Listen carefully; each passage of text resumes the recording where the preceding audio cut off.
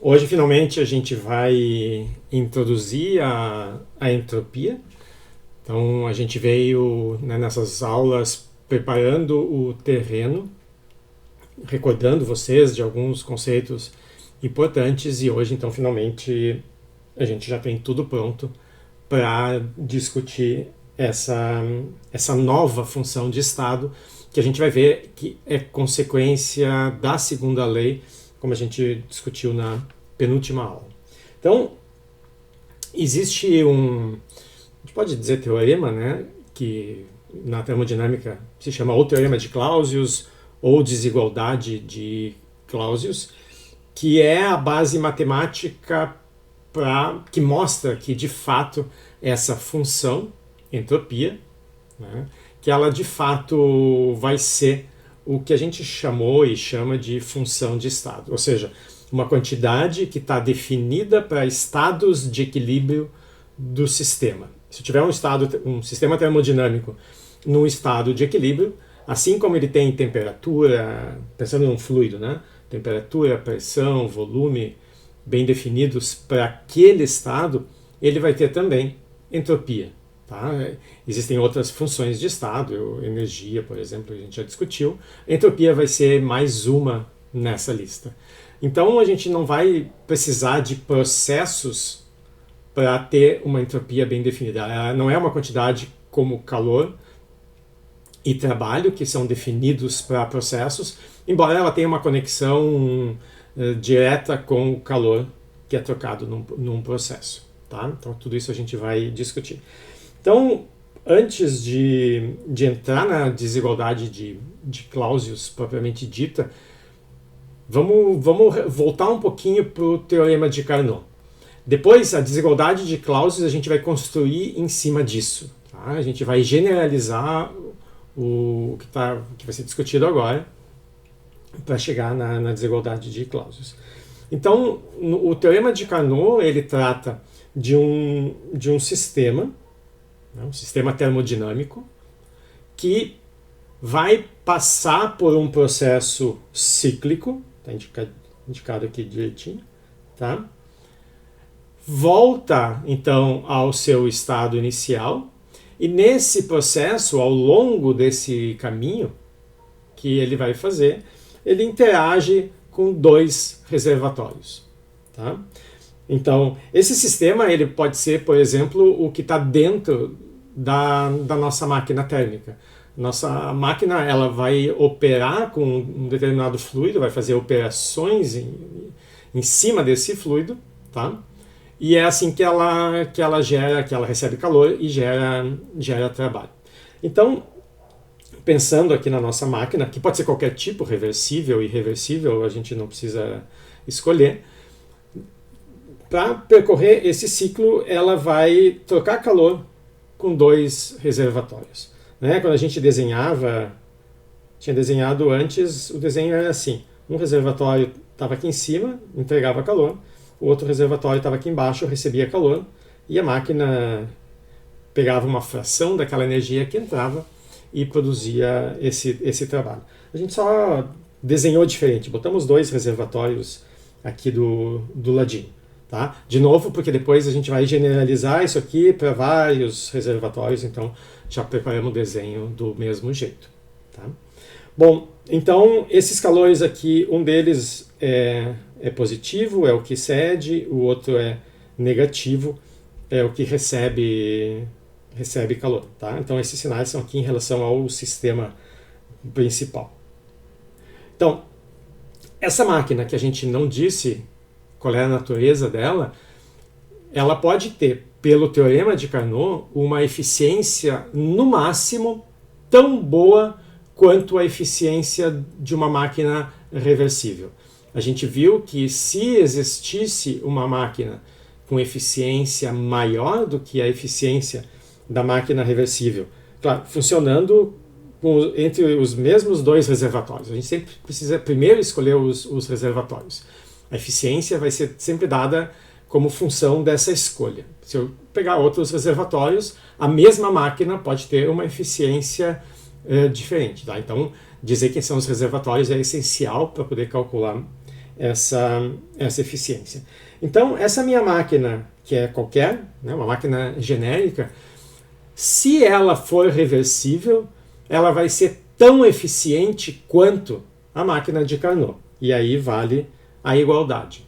Se ela não for reversível, ou seja, se ela for irreversível, ela vai ter uma eficiência estritamente menor do que a da máquina de Carnot.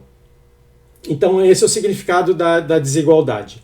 O sinal de igual vale para a máquina reversível, tá? Porque a gente argumentou na aula passada que se eu pego duas máquinas reversíveis, como uma não pode ser mais eficiente do que a outra, essa uma também não pode ser menos eficiente do que a outra. Porque se uma é menos, é porque a outra é mais. Como as duas são reversíveis, nenhuma delas pode ser mais eficiente do que a outra, logo também não pode ser menos. A consequência, então, é que elas têm que ter a mesma eficiência. Então, a conclusão foi de que todas as máquinas reversíveis teriam ou têm a mesma eficiência. Tá? Então, o sinal de igual fica para qualquer máquina reversível, né, entre esses reservatórios, e se não for reversível, aí vale o sinal estritamente menor. Bom, a gente fez o cálculo explícito da eficiência de uma máquina de Carnot. Então, a gente pegou o ciclo de Carnot. Nas próximas aulas, a gente vai obter o mesmo resultado sem invocar um ciclo específico, tá? Mas aquilo ali para nós é suficiente, porque se a gente conseguiu montar um ciclo e a partir desse ciclo calcular a eficiência, qualquer outra coisa que eu pudesse inventar, daí o mesmo resultado. Então, a definição de eficiência, o trabalho, dividido pelo calor que alimenta o sistema, né? Já botei Q1 sem o módulo mesmo, porque o Q1 é positivo, tá? Não preciso me preocupar. O Q2 eu deixo por enquanto em módulo, porque, né, o Q1 aqui é positivo, é o calor que está entrando no meu sistema, e o Q2 é negativo, é o calor que está saindo do sistema ali do reservatório. Então, essa aqui é a definição de eficiência. Se a primeira lei da termodinâmica é obedecida, e no mundo real ela é obedecida, então eu posso substituir esse trabalho pela diferença entre o calor que entra e o calor que sai da minha máquina, né? Então, eu tenho uma entrada de energia, que é o calor que entra, e duas saídas, o calor que sai e o trabalho. Então, o calor que entra tem que ser igual ao trabalho mais o calor que sai. Se eu troco, então, o trabalho, né, dado pela primeira lei da termodinâmica aqui na definição, a gente chegou numa das aulas passadas, nessa expressão geral para o cálculo da eficiência. Essa expressão, então, ela assume a validade da primeira lei da termodinâmica e ela vale para qualquer tipo de máquina, tá? Nessa situação de dois reservatórios, reversível ou não, tá? Bom, aí isso a gente pode comparar com a eficiência do ciclo de Carnot, tá? Que só depende das duas temperaturas de cada, né, a temperatura de cada um desses reservatórios, 1 menos T2 sobre T1. Então, com isso, a gente discutiu na aula passada, que para o caso de máquinas reversíveis, isso nos dá uma relação entre a razão dos dois calores trocados e a razão das duas temperaturas, né? Então, se a minha máquina é reversível, então eu estou falando no sinal de igual aqui, aí eu cancelo o 1 e essas duas quantidades são iguais. Em geral, né, se eu quiser incluir reversíveis e não, na desigualdade, então a gente termina cancelando os 1s, e aí eu passo esse termo para cá e passo esse termo para cá, tá? Que é equivalente a multiplicar a desigualdade por menos 1. Então, quando a gente diz, quando eu multiplico uma desigualdade por menos 1, eu vou inverter o sinal da desigualdade. Essa é a regrinha que a gente usa. Na prática, o que a gente está fazendo é simplesmente jogando as coisas de um lado e para o outro. Tá? E aí, quando passa para cá, o sinal fica mais, quando passa para cá, o sinal fica mais. Tá? Mas é a mesma coisa que inverter o sentido da desigualdade. Bom, agora eu vou passar tudo que depende do reservatório 2 para um lado e do reservatório 1 para o outro. Então, eu passo esse Q1 para cá e aquele... Desculpa. O Q1 eu passo para cá e o T2 passo para cá. Tá? Então, como são quantidades positivas aqui, não preciso me preocupar também com... Não muda aqui a direção. Então, juntando tudo que tem 2 de um lado, tudo que tem 1 do lado, eu vejo que a razão do Q2 por T2 comparada com a razão do Q1 sobre T1, ela é maior. Tá? Bom, agora eu vou tirar o módulo do Q2. Como o Q2 é negativo, então o seu módulo vai ser positivo. Então, se eu quiser tirar o módulo, eu tenho que escrever menos Q2. Q2 negativo vezes o sinal de menos, vezes o menos 1, me dá uma quantidade positiva, que é o que me dá o módulo. O módulo me dá uma quantidade positiva. Então, se eu quiser tirar o módulo, eu troco o módulo de Q2 por menos Q2. Tá? E aí, como vai ter um menos sem o módulo Q2 para cá, então, quando eu pego esse cara aqui sem o sinal de menos e passo para cá, fica positivo. E aí Q1 sobre T1 mais Q2 sobre T2 fica menor ou igual a zero. Tá? Então, essa relação, essa desigualdade, ela é consequência da segunda lei da termodinâmica, porque o sinal, ou seja, o teorema de Carnot, é consequência da segunda lei da termodinâmica. Tá? Então, a gente vê que a segunda lei da termodinâmica me diz que nesse ciclo completo que essa máquina fez interagindo com 2 reservatórios, essa quantidade Q1 sobre T1 mais Q2 sobre T2, tem uma coisa que ela não pode ser maior do que zero. Ela pode ser menor e ela pode ser igual, mas ela não pode ser maior do que zero. Então, a segunda lei... a segunda lei é o que me coloca essa restrição. Então, a pergunta do Cristiano, né, se no caso, tirando o módulo, ele fica negativo. A quantidade Q2 ela é negativa. Tá? Então, do jeito que eu escrevi aqui, o Q1 é positivo e o Q2 é negativo. Então, quando eu troquei aqui, né, eu escrevi assim, menos Q2, T2, isso maior ou igual Q1, T1. Então, se eu pegar, vamos supor que o Q2 é menos 10 joules, tá? Negativo. Quando eu colocar, se eu substituir nessa expressão, aquele menos 10 tem um menos na frente, vai ficar mais 10, que é a mesma coisa que teria me dado se eu substituísse nessa equação com o módulo. Tem que ser a mesma coisa. Tá? Então, sim, tirando o módulo, eu uso o sinal original deles. Então, eu tenho esses 2 casos. Né? Quando o ciclo é irreversível, vale a desigualdade. E o caso importante é quando ele é reversível, que vale a igualdade. Por que isso é importante? Porque aqui a gente já tem uma primeira indicação de que essa função, tá? Que função que eu estou falando? Então, eu pego um ciclo e nesse ciclo o meu sistema interage com 2 reservatórios e troca calor com eles. Tá? E esses reservatórios têm cada um a sua temperatura. Se eu montar uma função que soma o calor dividido pela temperatura em cada etapa desse ciclo, se esses processos todos forem reversíveis, quando eu fechar o ciclo, tá? Porque tudo que a gente está fazendo aqui é para o ciclo completo, quando eu fechar o ciclo, essa função, que é essa soma aqui, ela volta a ter o valor original.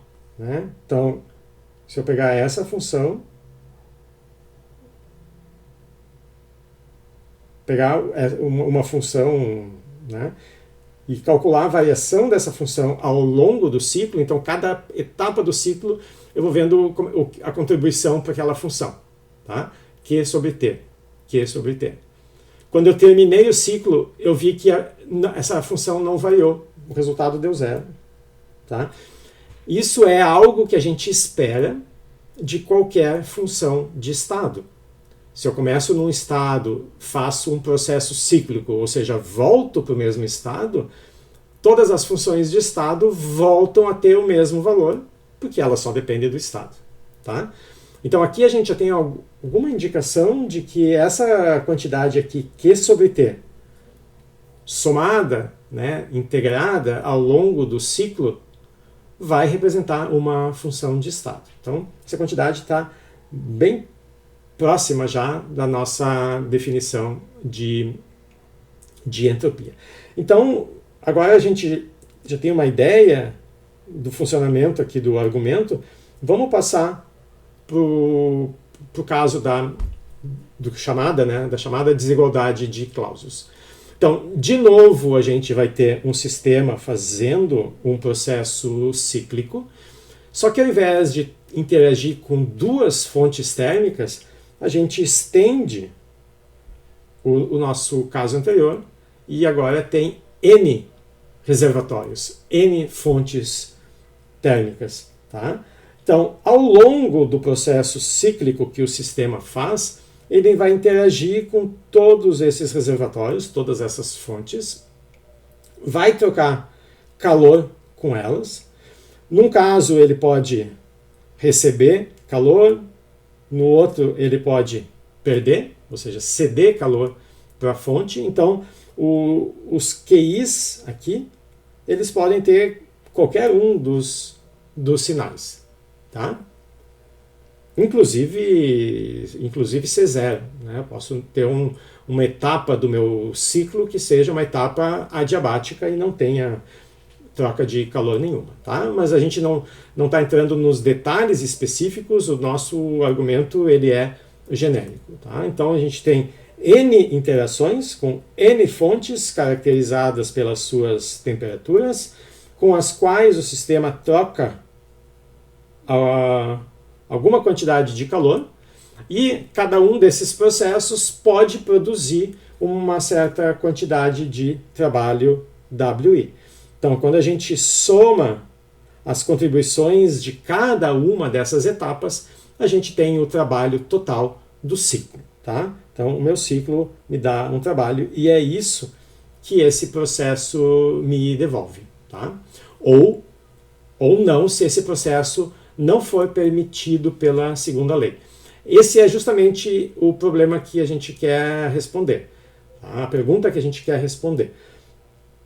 Como que eu uso a segunda lei da termodinâmica para decidir se esse processo genérico aqui, se esse processo cíclico pode acontecer? Ou, em outras palavras, como é que eu decido se essa máquina que eu construí, se ela vai funcionar ou não, ou se eu vou usar ela como peso de papel. Tá? Então, é para isso que a gente vai, então, usar o argumento, né, do Clausius e chegar numa coisa parecida com essa, só que com as N fontes. Tá? Então vai ser uma generalização direta disso aqui, só que com os N reservatórios. Então, a outra coisa aqui é que esses... só para enfatizar, né, esses processos aqui é como se vocês pegam lá um exemplo, o ciclo de Carnot. Né? A gente usa bastante aqui. Então, o ciclo de Carnot tem 4 etapas. Então, numa etapa isotérmica que eu tenho aqui, ele troca calor com um reservatório e tem um trabalho que é produzido nessa etapa. Nessa outra etapa isotérmica também tem um calor trocado com um reservatório. Então aqui tem um reservatório T1, lá embaixo um reservatório T2. E aqui nesse outro processo também tem um trabalho envolvido. Nesse processo 3, no 2, desculpa, tá? Eu não tenho calor, mas eu tenho trabalho. E do trecho que fecha o ciclo eu também não tenho calor, porque também é adiabático, mas também tenho trabalhos. Tá? Então, eu vou ter os Qs podem ser positivos ou negativos, esse aqui é positivo, esse aqui é negativo, mas os trabalhos que vão sair de cada uma dessas interações também podem ser positivos ou negativos. No ciclo de Carnot, essas primeiras duas etapas aqui me dão contribuições, me dão trabalhos positivos, e essas outras duas na volta me dão trabalhos negativos. Quando eu somo esses 4 trabalhos, como a gente fez, a gente tem o trabalho total, que é a área interna desse ciclo. Tá? Então é só uma generalização aqui para um ciclo mais complexo, onde eu tenho N fontes envolvidas. O N pode ser 2, e eu recaio no teorema de Carnot, mas o N pode ser infinito. E aí, né, eu recaio no caso contínuo. Tá bom? Como é que a gente usa a segunda lei para decidir se essa máquina pode funcionar e me dar o trabalho que eu estou dizendo que ela dá? O que a gente vai fazer é procurar, ou seja, vai montar um argumento para achar qual é a máquina equivalente a essa. Tá? Então, a gente vai achar ou mostrar que esse sistema complicado aqui com N fontes, ele é equivalente, né? Eu tenho como achar ou introduzir uma única fonte aqui que vai assumir o papel de todas essas. E esse meu sistema aqui eu vou achar a máquina equivalente a ele que vai funcionar com esse único reservatório. Tá?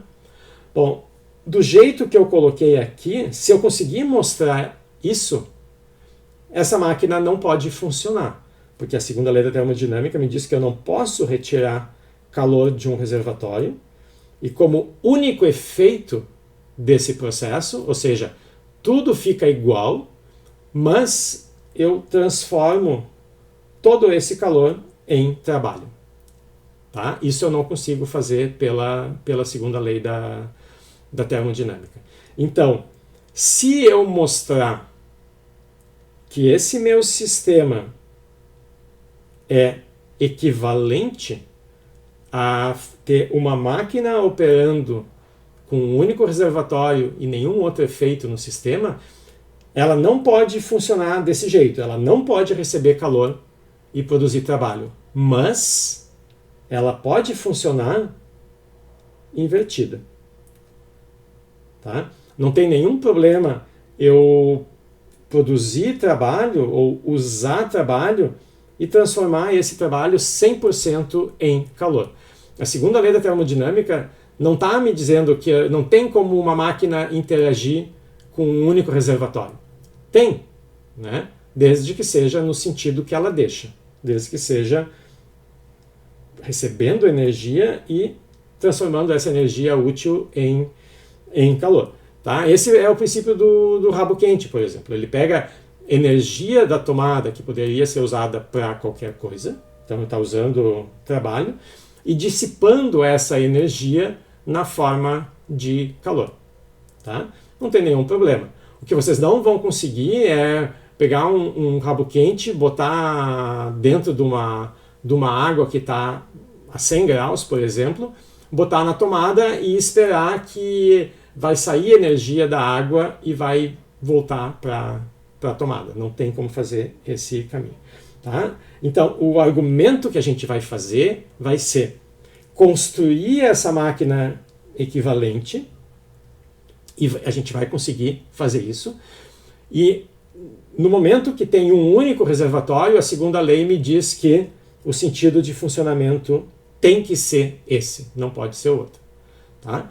Então, A gente vai construir a máquina equivalente e quando usar a segunda lei para decidir o sentido desse fluxo de energia, a gente vai então tirar o sinal da desigualdade. Tá? É daqui que sai o sinal da desigualdade, quando a gente aplicar a segunda lei da termodinâmica e decidir em que sentido essa máquina pode funcionar. Tá? Bom, então qual é o caminho que a gente tem que fazer? A segunda lei da termodinâmica, o enunciado dela me diz que eu não posso ter essa produção com eficiência 100% se eu não tiver nenhum outro efeito no sistema. Ou seja, se tudo voltar ao estado inicial, eu não tenho outro efeito. Tá? Então, isso que a gente quer fazer. A gente vai introduzir um reservatório que vai nos ajudar a fazer o processo. Então, como esse reservatório vai nos ajudar, eu vou chamar ele de reservatório auxiliar. Esse reservatório auxiliar vai nos ajudar a fazer esses reservatórios voltarem ao seu estado inicial. O nosso sistema já volta, porque ele faz um processo cíclico. Tá? Então, por construção, ele já volta para o estado inicial, já está do jeito que eu quero. Mas os N reservatórios não. Cada um deles cedeu uma quantidade de calor. Eles não estão mais no mesmo estado inicial. Eles perderam calor. Então, para fazer eles voltarem ao seu estado inicial, eu vou precisar tirar calor aqui e entregar para eles. Tá?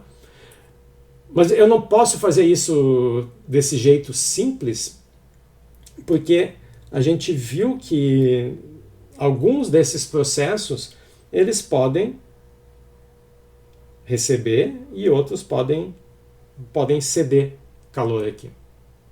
Tá? Então, se eu quiser repor esse calor, esse reservatório 1 ele vai ter que ganhar, mas o reservatório 2, então, esse aqui, se ele perder o calor, essa fonte vai ter que dar. Mas se esse aqui ganhou, esse excesso ele tem que passar para a fonte, e assim por diante. Cada uma dessas fontes vai ter a flechinha num sentido. Tá? Então, eu não posso simplesmente pegar uma fonte auxiliar e dizer, bom, para esse aqui tu dá, para esse aqui tu pega, e assim por diante. Porque nem todos esses processos vão poder acontecer. Essa fonte auxiliar, ela vai ter a sua temperatura. Se a temperatura T0 for maior do que a temperatura T1, ela passa esse calor aqui sem problemas. Mas se ela for maior do que a temperatura T2, esse calor não consegue voltar espontaneamente. Tá? Então não funciona tão facilmente. Não é só buscar uma fonte com uma temperatura adequada, porque eu não vou conseguir fazer essas trocas de calor espontaneamente. Eu vou precisar de ajuda. Tá? Então me falta alguma coisa. Então, vamos para o nosso desenho mais complicado. Agora eu tenho ajuda. Então, de novo, esse aqui é o meu sistema original. Um sistema que faz um processo cíclico, no qual ele interage aqui com N reservatórios. Tá? E eu preciso que esses reservatórios voltem ao seu estado inicial, porque eu estou querendo construir uma máquina equivalente. O que seria essa máquina equivalente? Eu poder botar tudo isso aqui dentro de uma caixa, tá? Que eu vou chamar de máquina, eu não sei o que tem aqui dentro. Essa máquina vai interagir com aquele meu reservatório auxiliar, tá? E vai produzir trabalho. Tá? Então, eu preciso mostrar que tudo que tem aqui dentro é equivalente a uma máquina. Tá? Porque daí eu cheguei naquele desenho que eu tenho lá na segunda lei da termodinâmica. Uma máquina que interage com um único reservatório e produz uma certa quantidade de calor. Essa máquina, por construção, né, ela vai ser cíclica, Tá? Então ela volta para o seu estado inicial, significa que a sua energia continua a mesma. Então a energia que é dada aqui vai ter que acabar saindo por aqui, e isso violaria a segunda lei da termodinâmica. Tá? A menos que o processo funcionasse no sentido contrário. Tá? Então é isso que a gente está fazendo. Então, a gente já viu que eu preciso fazer as minhas fontes voltarem ao seu estado inicial, mas que não é suficiente eu colocar só um reservatório para fazer essas trocas, porque essas trocas não vão acontecer de maneira espontânea. Eu preciso forçar essa troca. O que eu vou fazer então? Para cada um desses reservatórios, eu vou introduzir uma máquina de Carnot. Tá? Então, a primeira máquina de Carnot vai funcionar entre T0 e T1, e ela vai devolver para a máquina 1 a mesma quantidade vai ceder para o reservatório 1 exatamente a mesma quantidade que ele cedeu para o sistema. Tá? Com isso, o reservatório 1 volta ao seu estado inicial. Mesma coisa aqui para a máquina 2. Se ela trocou Q2 com o sistema, ela vai ganhar Q2. Se o Q2 é negativo e a interação é ao contrário, essa máquina vai puxar Q2 do reservatório.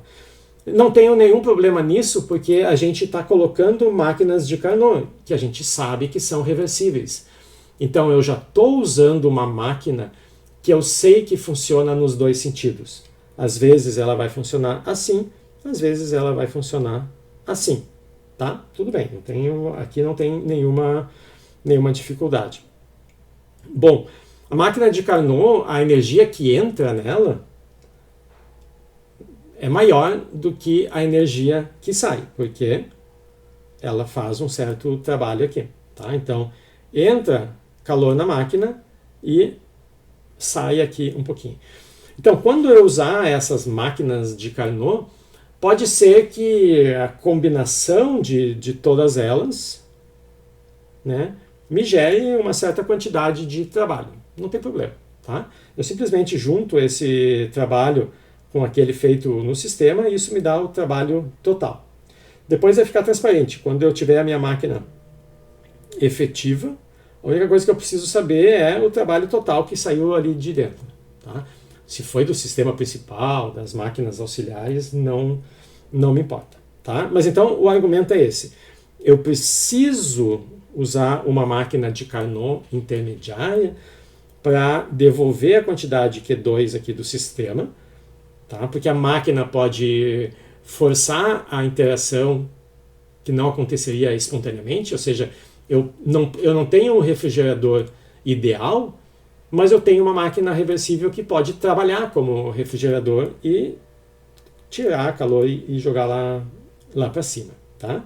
Então, essa quantidade aqui não vai ser a mesma, porque vai ter algum trabalho envolvido aqui na máquina de Carnot.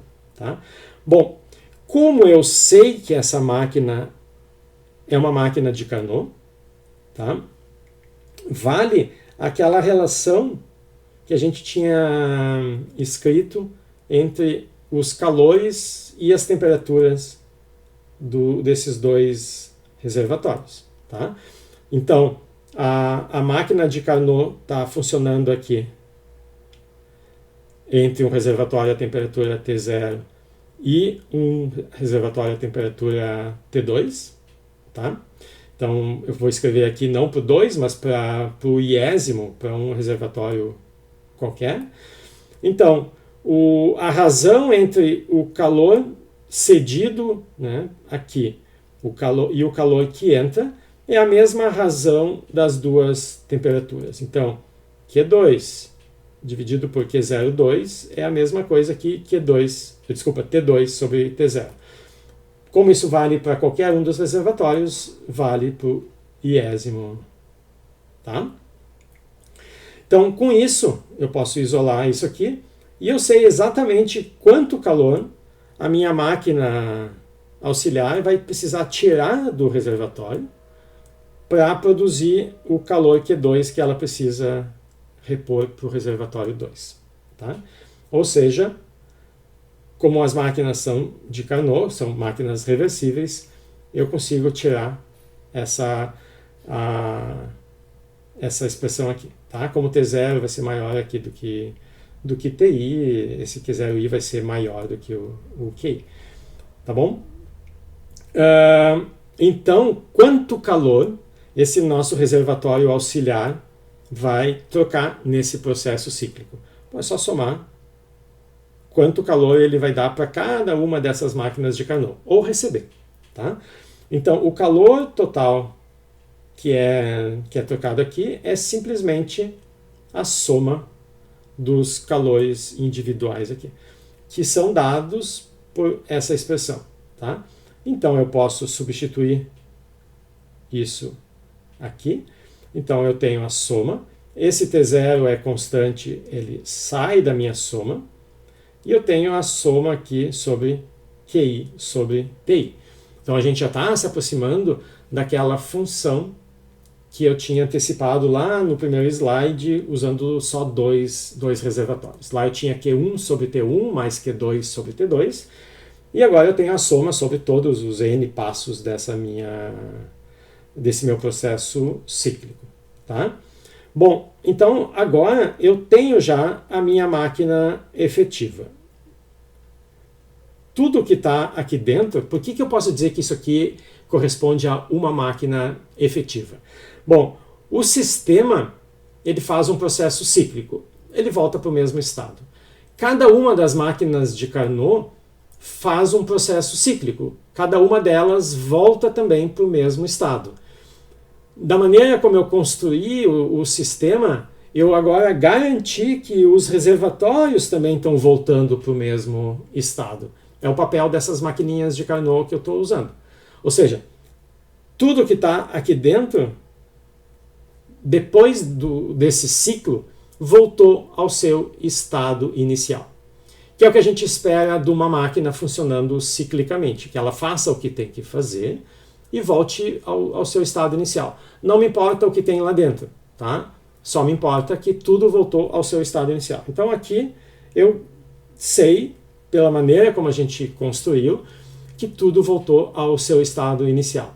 O que mais aconteceu então agora nesse processo? Esse reservatório auxiliar, ele trocou uma certa quantidade de energia com a minha máquina efetiva. Tá? Como a energia da máquina não pode mudar, porque ela voltou ao seu estado inicial, esse calor que entrou ou saiu, tá? Não importa, tá? Vamos falar entrou, tá? Mas pode ser saiu. Esse calor que entrou, ele tem que sair, e a única maneira de sair é na forma de trabalho. A origem de cada um desses trabalhos pode ser o processo feito quando o sistema interagiu com cada um desses reservatórios, ou pode ter sido criado, gerado no processo da maquininha de Carnot, restituindo o calor que aquele reservatório perdeu. Então, qualquer que seja a origem desses trabalhos, eu junto tudo e isso é o trabalho total, que é só o que me importa. Então, por conservação de energia, o que entra tem que ser igual o que sai. Tá? Não importa se está entrando por aqui e saindo por aqui, a conservação de energia vale nos dois sentidos. Tá? Então, pela primeira lei da termodinâmica, esse calor Q0, que é o calor total que o reservatório auxiliar forneceu, vai ser igual ao trabalho total que a minha máquina efetiva produziu. Tá? Então, com isso, a gente conseguiu montar essa máquina equivalente, essa máquina efetiva. Eu tenho tudo aquilo que eu risquei lá para a gente não enxergar o que tem dentro, que é a minha máquina. Eu tenho um reservatório auxiliar, de onde, no final das contas, saiu o calor, ou recebeu o calor, tá? E essa máquina equivalente, essa máquina efetiva, produziu um trabalho. Então, era isso que a gente estava tentando construir aqui. Tá? Então a gente construiu uma máquina que não pode existir pela segunda lei da termodinâmica. Ou seja, ela não pode retirar calor do reservatório auxiliar e transformar completamente esse calor em trabalho. Tá? Isso a segunda lei da termodinâmica me proíbe. Tá? Então eu tenho duas opções aqui de funcionamento. Ou o calor Q0 que está entrando aqui na minha máquina efetiva, ele é positivo, ou seja, está saindo do reservatório. Tá? Então o Q0 aqui está sendo dado em relação à máquina. Tá? Esse é o sinal dele. Eu poderia ter esse sentido ou poderia ter esse sentido. Tá? Então eu tenho duas possibilidades para o sentido do calor e do trabalho aqui. Ou a máquina produz trabalho, e para isso ela é alimentada de calor, ou ela recebe trabalho, e aí ela tem que ceder a mesma quantidade de calor.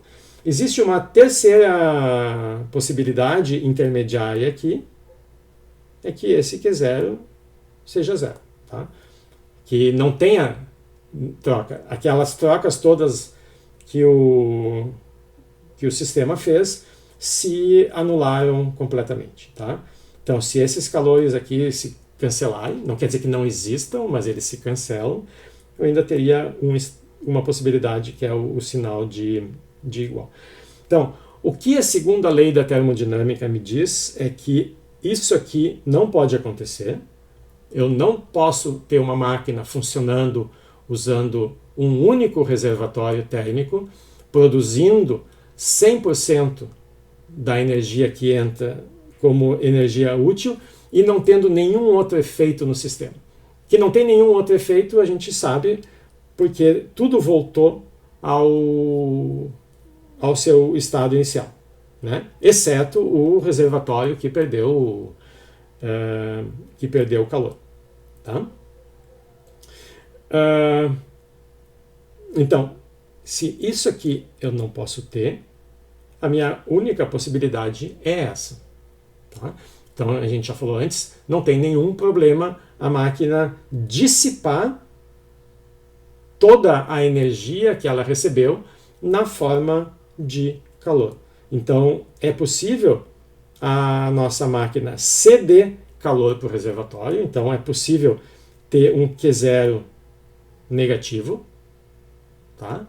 E é possível também ter o caso que eu apaguei, Q0 igual a zero. Tá? Então essas são as duas possibilidades. A única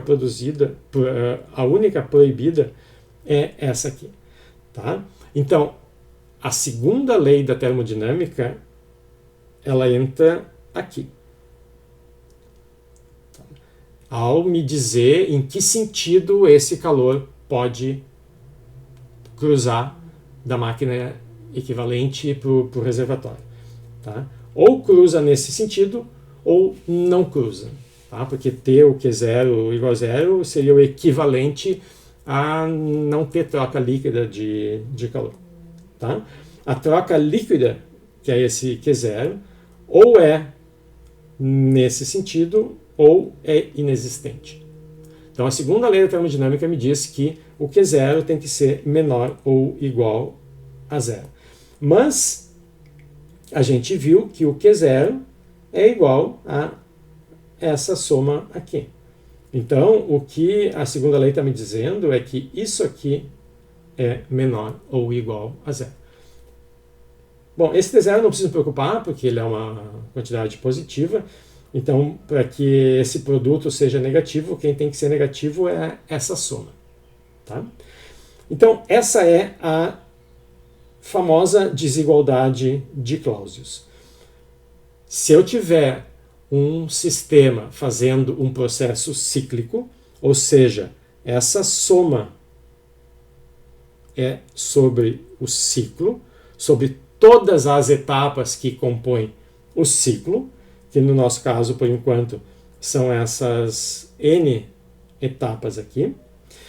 Se em cada uma tem um certo calor envolvido e uma temperatura associada, então vai ter calor trocado com uma fonte e TI a temperatura dessa fonte.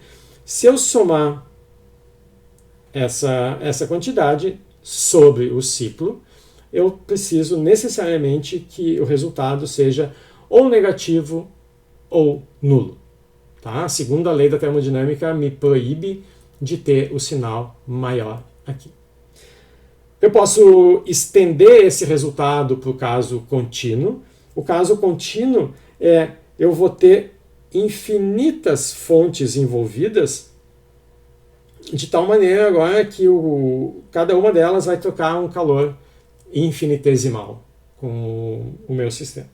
Tudo permanece igual, a única coisa é que eu vou substituir a soma por uma integral e o QI por uma diferencial. Tá?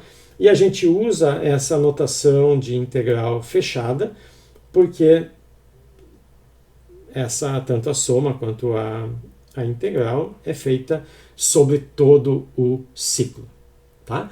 Então essas são as duas representações da desigualdade de Clausius. Quando eu tenho um conjunto discreto de fontes e etapas aqui no meu processo, ou quando eu tenho um conjunto infinito de fontes e os meus processos são infinitesimais. Tá? Então, aí eu vou escolher a versão que seja. Então, a gente pode fazer os argumentos que vão vir na sequência usando o somatório, usando a integral. Eu vou fazer aqui uns com somatório, vou fazer uns argumentos parecidos no próximo slide com a integral. Bom, vamos ver de novo por que o sinal de igual vai valer no caso reversível. Tá? Então, se o meu ciclo é reversível, significa que cada uma dessas interações aqui tem que ser também reversível. Se eu tiver um ciclo e tiver uma única etapa nesse ciclo que não for reversível, eu não consigo fazer o mesmo processo de trás para diante. É o exemplo que a gente usou na aula passada, de fazer um caminho pela cidade e ter uma quadra de mão única. Basta uma quadra de mão única para eu não poder voltar exatamente pelo mesmo caminho. Então, uma única quadra irreversível torna todo o caminho irreversível. Eu preciso que todas as quadras sejam de mão dupla para poder ir e voltar exatamente pelo mesmo caminho. Tá? Então, se for reversível, eu preciso que todos os processos envolvidos eu possa inverter o sentido. Tá? Ao inverter o sentido desses processos aqui, tá? Eu vou inverter o que acontece com aquele Q1, Q2, Qn. Se num sentido Q1 era positivo, quando eu inverter, ele fica negativo. Se o Q2 era negativo, ao inverter, ele fica positivo. Tá? Isso tem que ser possível para todas as etapas. Para que todo o processo seja reversível, eu preciso que todas as etapas sejam também reversíveis. Ou seja, eu posso reverter, eu tinha um ciclo que era feito nesse sentido, e agora eu faço ele no sentido inverso. Quando a gente montou o argumento da desigualdade de Clausius, a gente não disse em que sentido a gente estava fazendo o ciclo. Se é reversível, ele pode ser feito de qualquer maneira. Um sentido do ciclo é tão bom quanto o outro sentido do ciclo. Ou seja, o nosso argumento também vale para o ciclo feito ao contrário.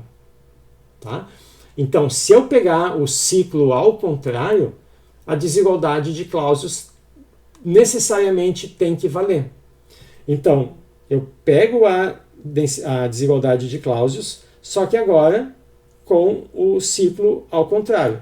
Eu troco todos os Qs por menos Q. Tá? eu não estou pegando a equação e multiplicando por -1. Se eu fizesse isso, eu teria que mudar o sentido da desigualdade.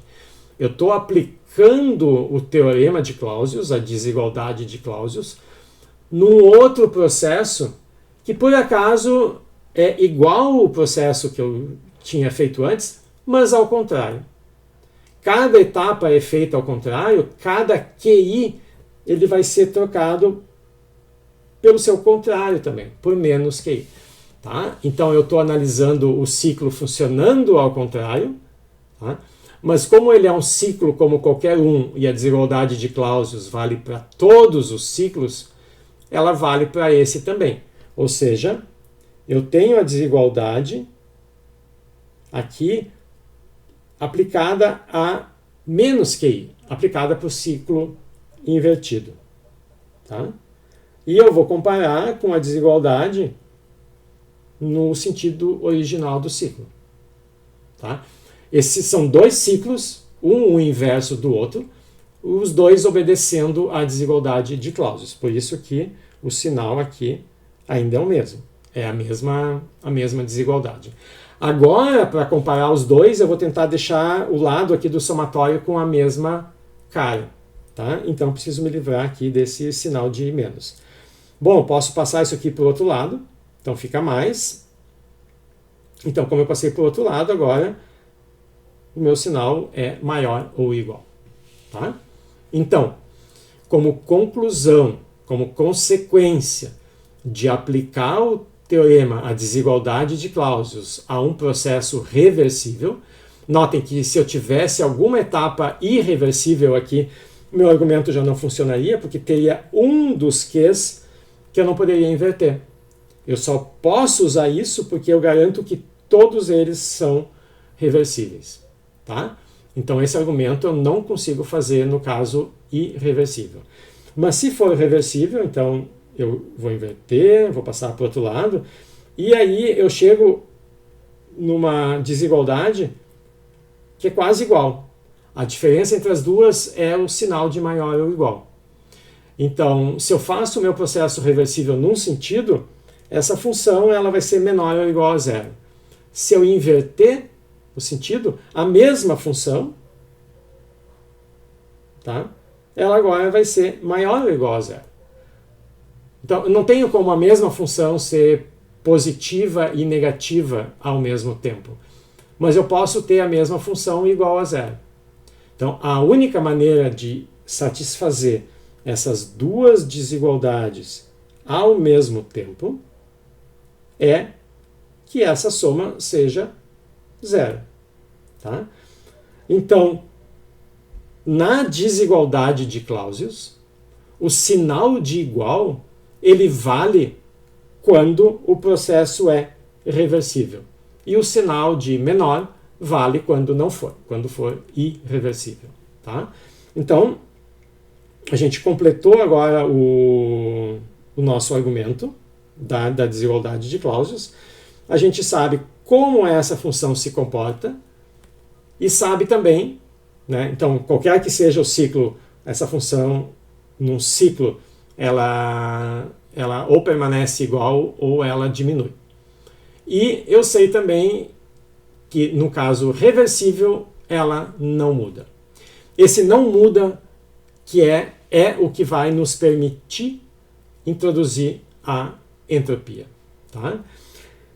Então, se eu quiser introduzir uma nova função de estado, uma das propriedades que essa função tem que obedecer é que se eu começo num estado e faço, né, um caminho qualquer e volto para o meu ponto de partida, qualquer candidata a ser função de estado tem que voltar a ter exatamente o mesmo valor. Ou seja, num processo fechado, num ciclo, a variação da minha função tem que ser nula. Ela tem que voltar a ter o mesmo valor. Então a gente está vendo aqui que tem uma função candidata. A função que sobre t, se eu fizer um processo fechado, um ciclo, e for calculando ao longo desse ciclo a soma, as variações dessa função, Q sobre t, eu vejo, né, ou seja, eu vou somando as contribuições de cada um dos trechos aqui do meu ciclo, eu vejo que se o processo for reversível, quando eu fecho o ciclo, ou seja, quando eu termino a soma, não teve variação da função. Essa é uma condição necessária para que a função possa ser uma função de estado. Então a gente já mostrou que essa condição, essa função, ela obedece. Então aqui a gente tem uma nova função, a gente ainda não sabe o que significa essa função, né? Calor sobre temperatura. No processo irreversível, essa quantidade ela não é mais uma função de estado. Porque no processo irreversível, essa quantidade, ela, quando termina, ela não fez voltar a função ao seu valor inicial. Tá? Então, no meu processo irreversível, essa função ela não tem nenhum significado como o outro caso, né? Como uma função de estado. Tá? Então, se eu quiser usar esses resultados aqui para construir uma função de estado, só me serve o caso reversível. Tá? Mas se for de fato uma função de estado, eu tenho lá o meu sistema num determinado estado, não importa como o sistema chegou ali. É uma função de estado. Então, a entropia, que a gente ainda não introduziu, vai introduzir agora, ao dizer que ela é uma função de estado, não importa como eu chego naquele estado para calcular ela. Ela vale o que vale para aquele estado. Tá? Então, se eu quiser usar um caminho para calcular essa função, eu não posso usar qualquer caminho, eu tenho que usar um caminho que me... Né? Porque se eu vou calcular essa função usando esse caminho, eu tenho que usar um caminho que obedeça às propriedades que uma função de estado tem que ter.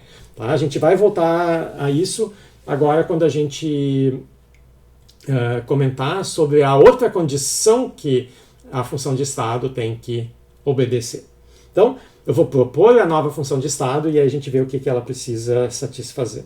Então, a gente vai introduzir a entropia, a nossa nova função de estado.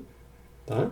Então, como é uma função de estado, é claro, eu usei o ciclo para poder mostrar aquela propriedade. Mas se é uma função de estado, eu tenho um estado inicial A, um estado final B, e se eu vou de A para B, como muda uma função de estado? Eu calculo, por exemplo, a temperatura no ponto B, calculo no ponto A e faço TB menos TA, e isso me diz como a temperatura variou no processo. Eu disse qual foi o caminho que eu fiz? Não, porque para uma função de estado não precisa saber do caminho. Tá? Quando eu digo que a entropia é uma função de estado, significa que eu posso integrar ds entre A e B e o resultado é isso aqui.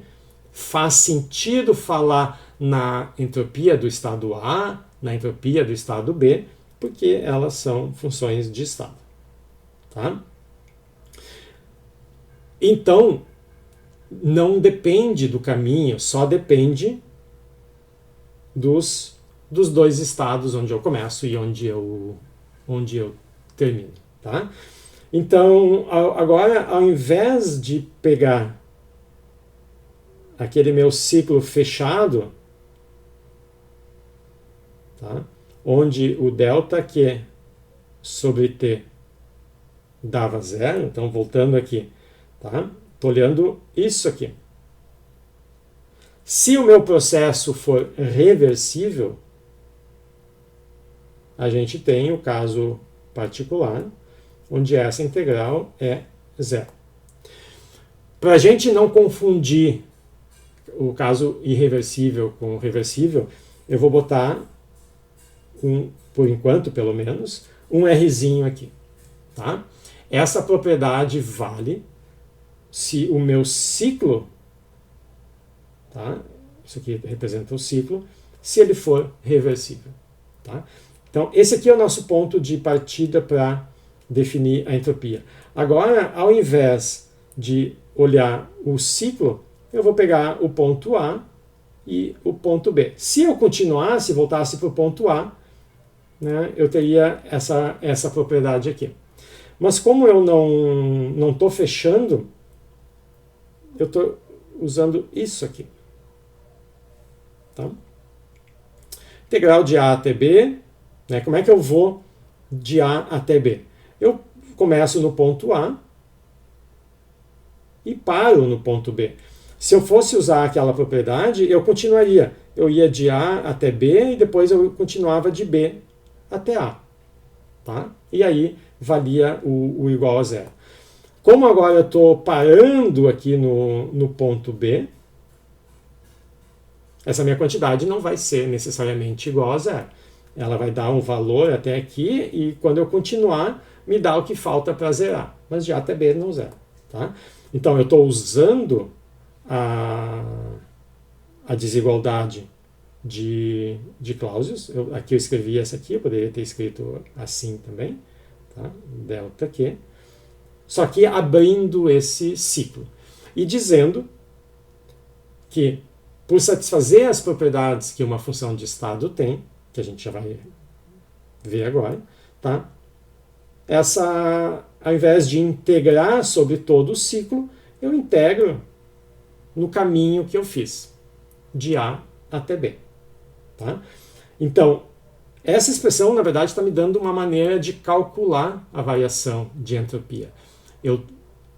Eu sei que a entropia só depende do estado A e B, tá? Mas eu não tenho ainda um jeito de calcular. Essa expressão está me dando o jeito de calcular. Eu faço esse caminho. Eu vou de A até B.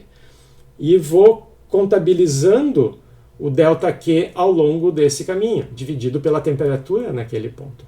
Quando eu terminar o meu caminho, eu tenho o ΔS. Tá? Qual caminho? Qualquer caminho, desde que ele seja reversível.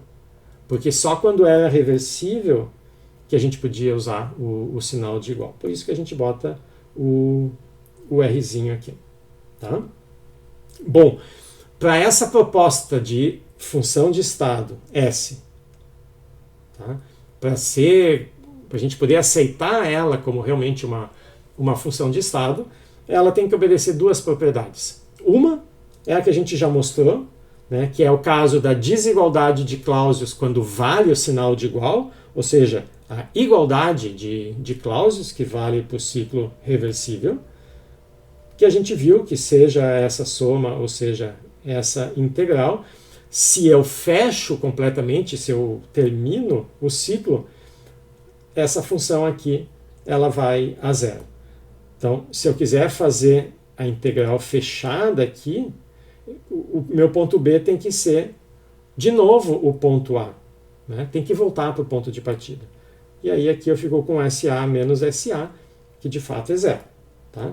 Então, essa função sobre um ciclo fechado, a desigualdade, ou no caso específico, a igualdade de Clausius, já nos garante que essa função, toda vez que eu volto para o mesmo estado, ela volta a ter o mesmo valor.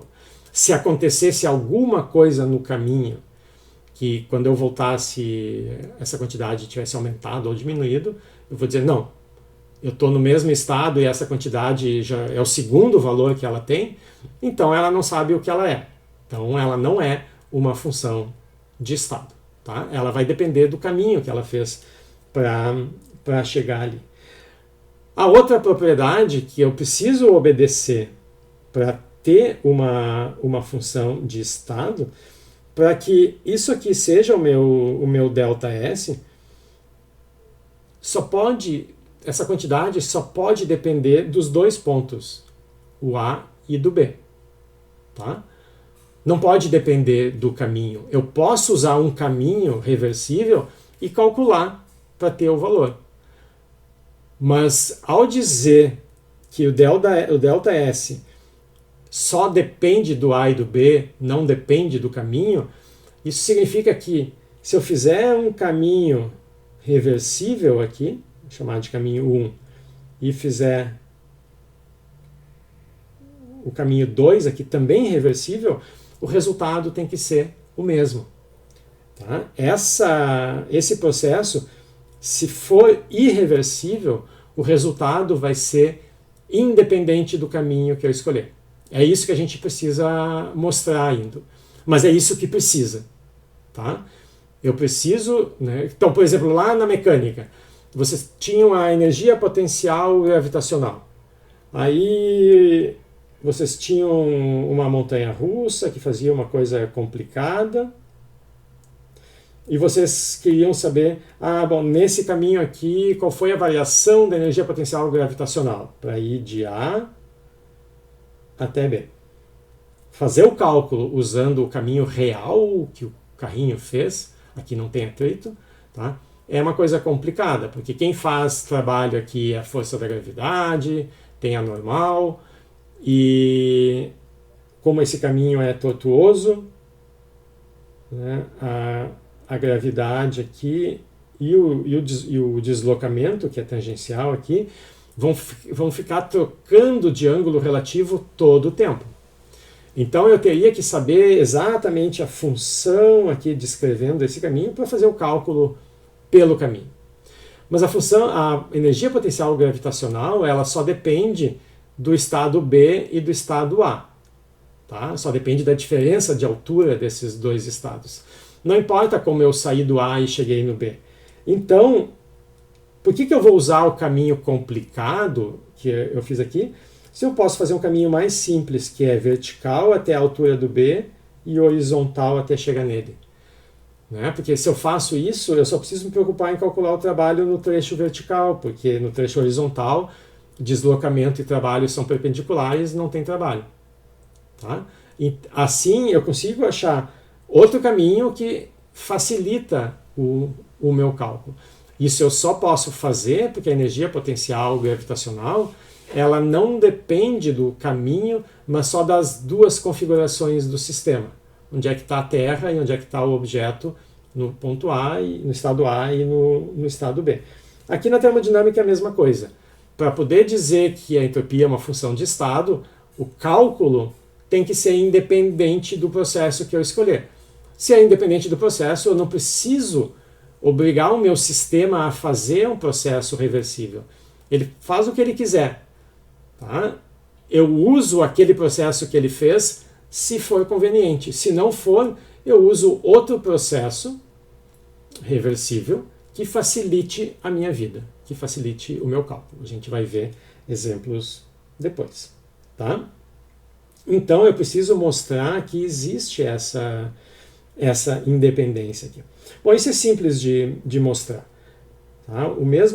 Se eu pegar o mesmo desenho aqui, então vamos supor que eu vou de A até B pelo caminho 1. Então eu vou abrir essa minha integral fechada de ΔQ sobre T em duas partes. Eu vou de A até B pelo caminho 1, mas eu volto do B até o A pelo caminho 2. Então, do B até o A, eu estou fazendo aqui pelo caminho 2. Como esses dois caminhos são reversíveis, eu vou usar o sinal de igual. Tá? Então, eu só usei a igualdade de Clausius e abri a minha integral fechada em dois pedaços. Os dois pedaços juntos fecham o caminho.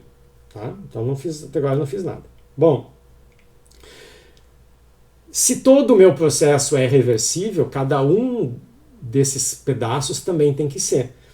Eu só posso inverter uma dessas integrais quando o processo for reversível. Senão eu não posso. Porque ao fazer, né, se eu tenho um trajeto que eu posso fazer num sentido, eu só posso fazer no sentido contrário se aquele processo for reversível.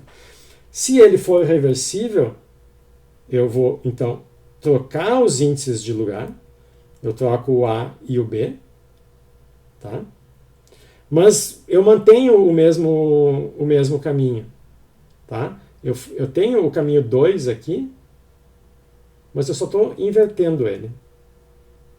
Então, eu inverti os índices de integração, de B para A, agora eu tenho de A para B. Mas como o meu processo é reversível, se num sentido entrou calor, no sentido contrário sai. Então eu tenho que trocar o sinal do ΔR. E troquei o sinal do ΔR. Tá? Isso pensando fisicamente. Ou pensando matematicamente, se eu trocar a ordem dos índices de integração, eu troco o sinal da integral. Tá? Mas eu não posso esquecer que isso eu não posso fazer se o meu processo não deixar inverter. Se uma dessas etapas aqui for irreversível, eu não posso fazer isso. Tá? Mas aqui a gente está supondo que são, porque a gente está falando de um ciclo reversível.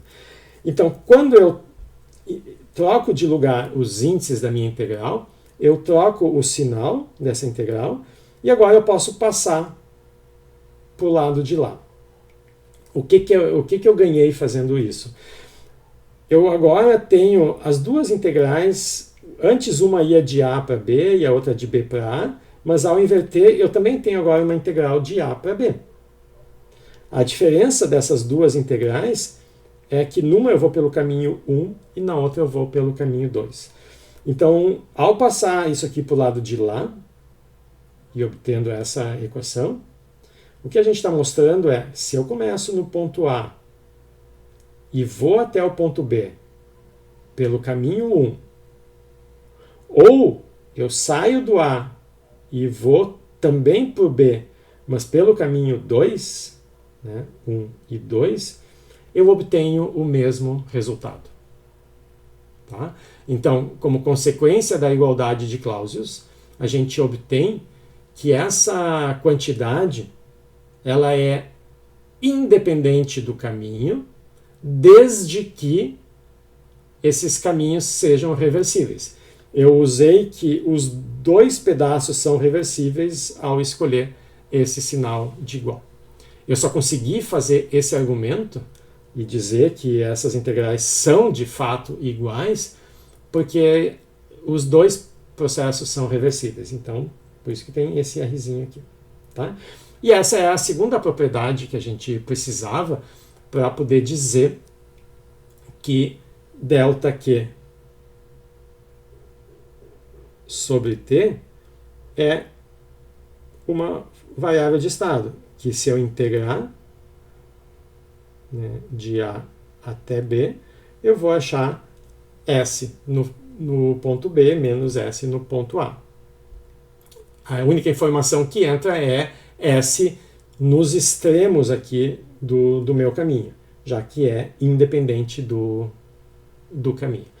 Então, o que a gente mostrou com isso é que eu consigo relacionar essa quantidade ΔQ que só depende de um processo, né, com uma variável de estado. Tá? A gente já tinha uma coisa parecida antes. A gente tinha que o ΔW era PDV. A gente também tinha uma diferencial inexata, uma diferencial associada a uma quantidade que depende do caminho, e aqui não. Tá? Então, essa integral aqui, quando era só o ΔQ, eu não podia integrar. Tá? Eu não posso dizer que a integral de ΔQ entre A e B é QB menos QA, porque não faz sentido falar em QB nem QA.